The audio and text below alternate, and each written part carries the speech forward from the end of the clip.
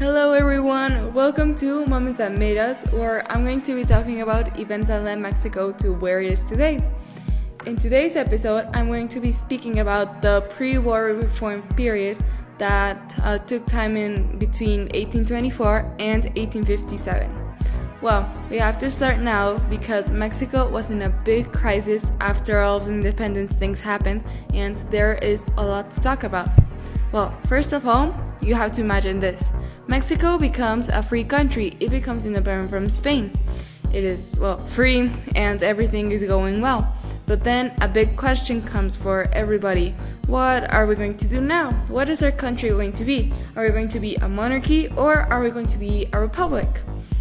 Well, as you can see for yourself today, the republic won. But how was this actually decided? Well, that is where the conflict starts to begin, and that is why two sides were created. The first side were the conservatives. The conservatives were people who said that the government should be centralist, and they basically wanted a monarchy, and they thought that everything should be controlled from the capital. And the other side were the liberals, and the liberals wanted a federal system, and that means that each state can decide its own affairs. That is where things start to get tense because of the creation of both sides. While all of the politicians in Mexico were trying and debating of who will be in charge now, a big surprise came up for everybody. The surprise was that Spain tried to reconquer Mexico. Again, reconquer. Then entered Santa Anna, who defeated the Spaniards, and he became a national hero for everybody. And what did the people decide to do with this? They made him president. They made him president 11 times.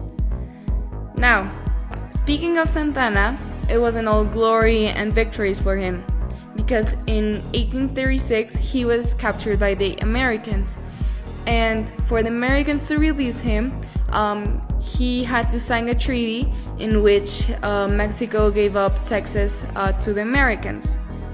And after that, in the Mexican-American War, that was between the periods of 1846 to 1848, Santa Anna lost a lot more territory to the Americans. And although Santa Anna had everything to win the Mexican-American War, he suddenly just decided to leave. He literally just left the battlefield. And there he lost all the popularity that he had left in the government. Oh, and something very important that we can't forget about is what happened at the Chapultepec Castle in 1847, because this was the story of the child heroes. And these heroes were teenagers that defended the castle with everything they had against the Americans in the American-Mexican War. And the impressive thing here is that years later after this event, several of them participated in the War of Reform as generals on both sides, so they were either liberal or conservative. Well, now, going back to Santa Anna, another crisis is coming for him, because in 1853, the United States decides to offer him $50 million for a large territory in the north part of Mexico. Well, as you can imagine, Santa Anna didn't want to sell everything or nothing at all. But in the end, he made a decision to sell La Mesilla, that was a part of Sonora and Chihuahua, for $10 million. And although it seems like a lot of money just for a piece of land, well, this chunk of land was huge. As a standard, you can compare it to El Salvador, because it was 3 sizes El Salvador.